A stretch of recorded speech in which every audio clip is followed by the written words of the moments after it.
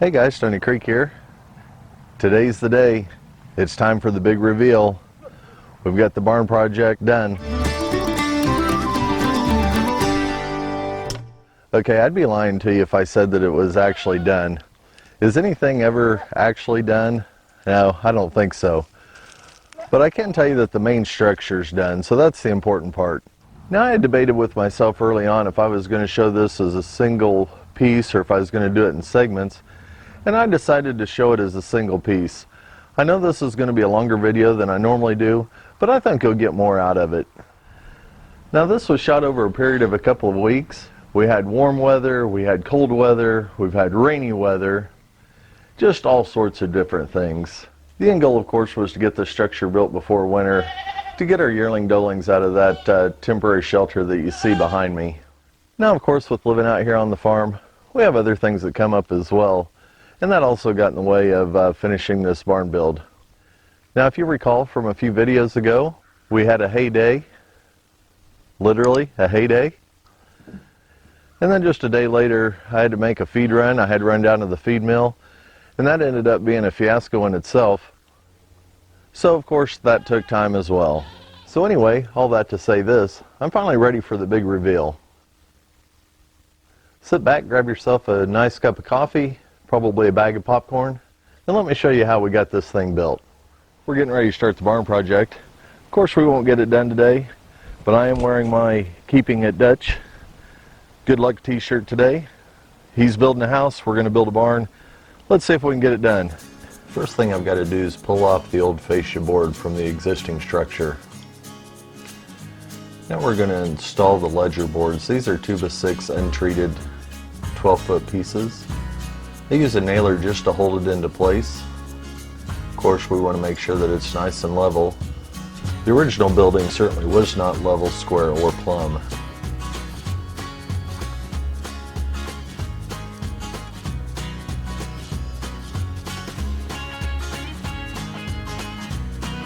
Here I'm pre-drilling holes to put the lag bolts in. They're attaching all the way into the post of the original structure.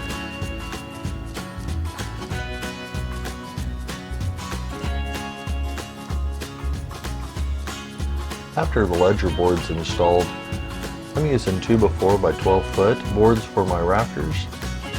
They're attaching into just metal hangers.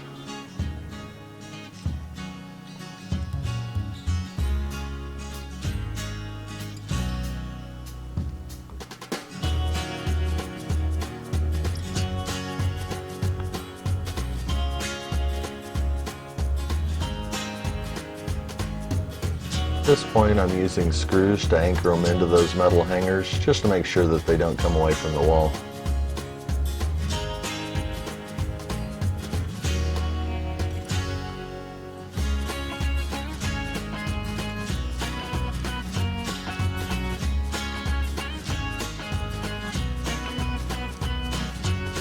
And you can see that we've got day one done.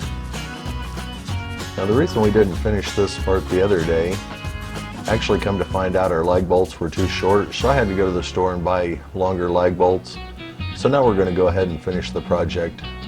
At this point, I've already replaced the lag bolts that were currently installed. And you can also see how unlevel this building is. Our ledger board is level, and it had approximately an 8-inch drop from the original roof. Again, I'm pre-drilling holes. Then I'm going to put those lag bolts in that goes all the way into the post into the original structure. Now, for another project, I'm going to be repairing that roof on the original barn, but we're going to leave that for another day. Here's an example of one of those metal hangers. Attach them in with nails.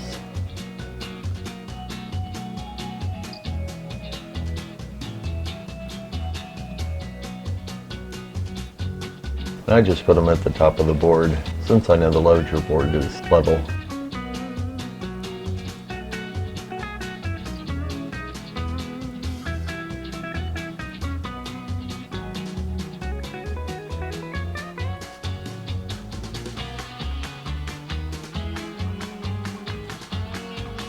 Our studs are 2 foot on center. Use my speed square to draw a line. That way I've got a line to center my hangers on.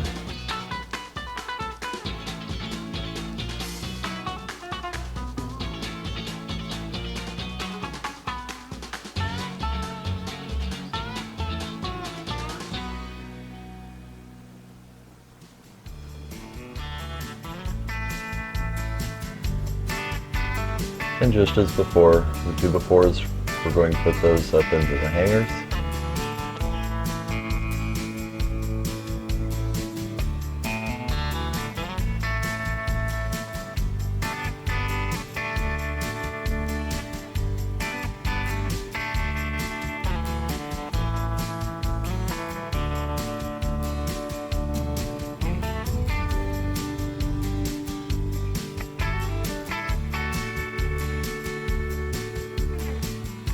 Then I screw in both sides of the rafter into that hanger to hold it securely in place.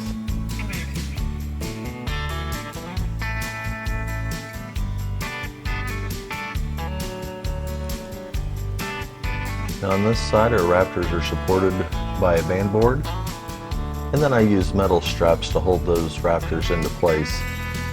I started out by putting each of those straps in by a single screw, and then I finish out by nailing it into spot.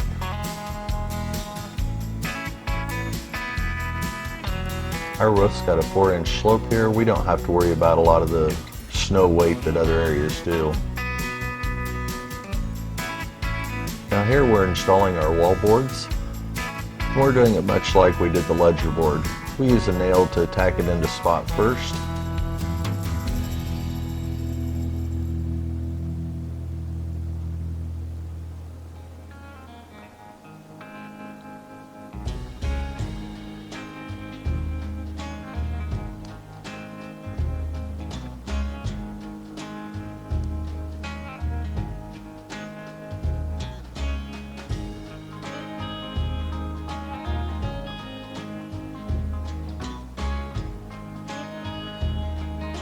And then we go back and pre-drill the holes.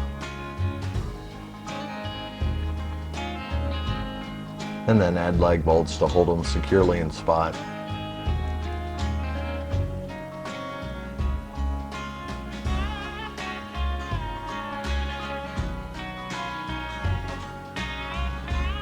So before I can get the roof up, I have to do a little bit of tree maintenance.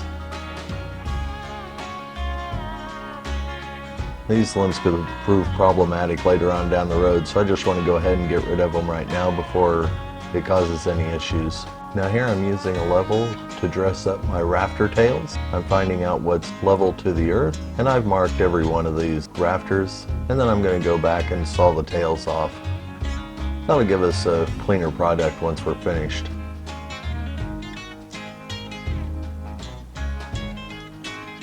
Using the chainsaw to now take the top of our post down. And here I'm beginning to put on the 1x4x16 boards. These are what our metal's going to screw down to.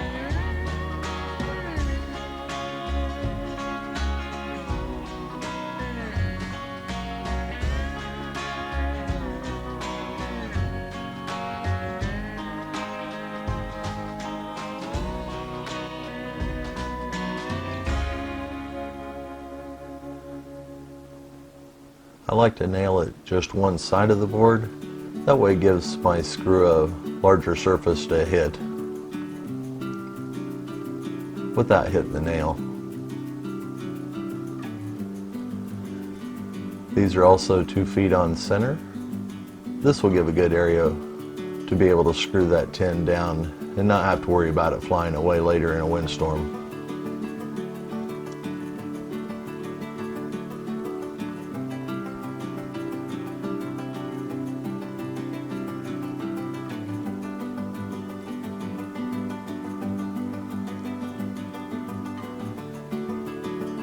I use clamps to hold one end down, and then I'll nail the other end. As you can see, we've got the finished product, and now we're ready for some tin.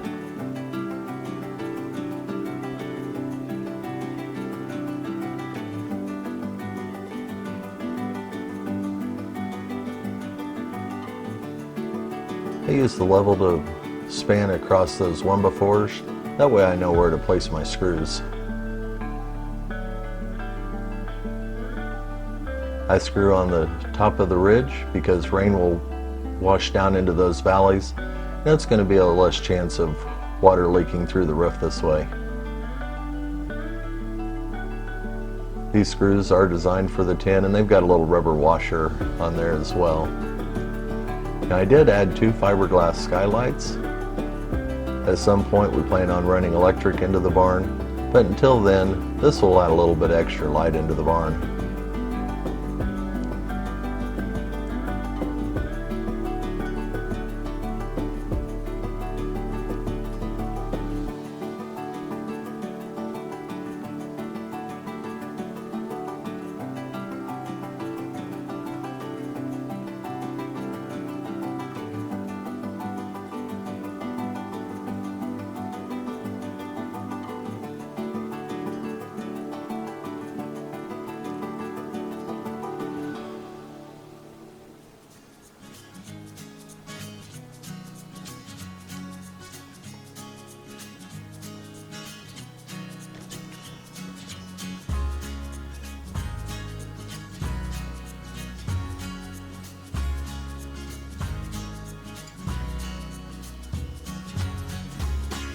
Now you can notice that our tin doesn't line up exactly on our true rafters, and that's okay. That's why we've got the 1x4s up there.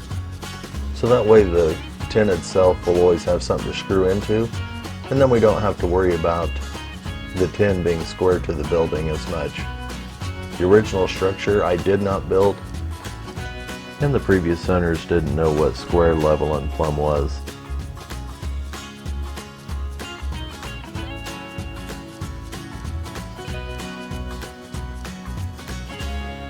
Here I'm cutting metal to follow the contour of the land.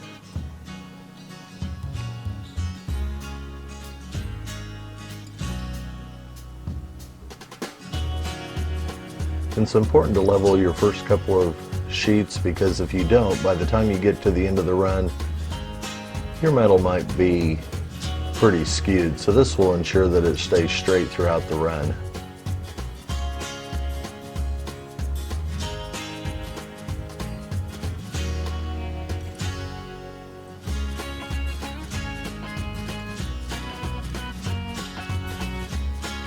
Now if you notice my roof's not done, I'm not as young as I used to. Going up and down the ladder and doing some of these other activities is taking a toll on the old body, so my knee had to take a break that day. But as you can see, did finally get it done. Here's the skylights, another skylight, and just showing the outside of what we've got done so far.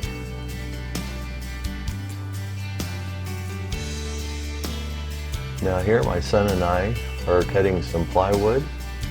We're using this for kick panels. What this will do is protect the tin from the inside. Once we have a lot of goats in here and we're actually working it, I don't want them to damage that tin. And we're using the level to be able to set the screws. I cut a plate board that's going to match the contour of our post. And this is a 2x6x12. This is a treated piece of lumber. Ah, the rain.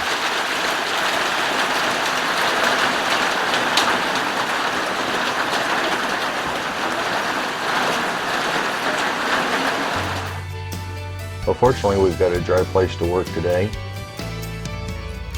Although I'm walking out into the rain, I can cut the tin for the far wall, build the door and everything inside the barn, and stay relatively dry.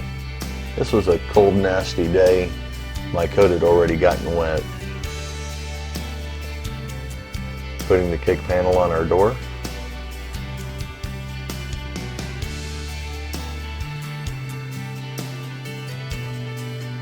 And I used some scrap lumber to draw my line to know where to put those screws.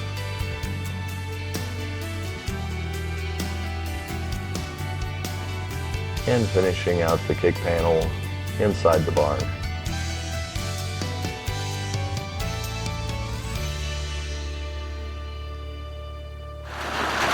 Guys, I'm not going to lie to you, this is a cold, miserable day. We're going to call it a day. We'll pick this up again tomorrow. Well, if you've made it this far, I applaud you. I know this was a longer video, and I certainly appreciate you sticking with it.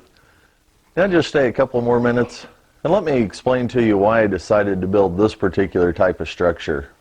So although for the winter months, this is going to be the temporary shelter for our yearling does. Some of these will be retaining, some of these will be going to auction in the 2019 season. But they needed a better place other than that temporary tarp shelter. That worked in the summer, but we needed something a little bit more durable for the winter months. Now this barn addition is only 10 foot wide, and it's 36 feet long. Now as you can see, we've got these openings over here. Now the main reason we wanted a structure like this, I wanted a place to be able to work my goats out of the elements. Last summer we were using that goat handling system, and there was a couple of times, believe it or not, got a little sunburnt on the back of the neck. And then there were some times that we would wait until later in the day and we actually ran out of light. So this was going to be primarily used in the summer months. So I wanted to have windows in here so it's not just an enclosed space. Now at some point we'll be moving this goat handling system into the new addition as well. And once it's in here and the goats go through the chute,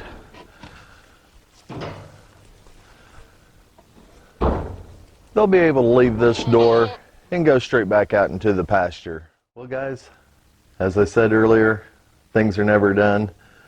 But as I do different upgrades to this and different things, I'll show you that as I go along. As always, I appreciate you guys, I appreciate you watching, and I'll see you next video.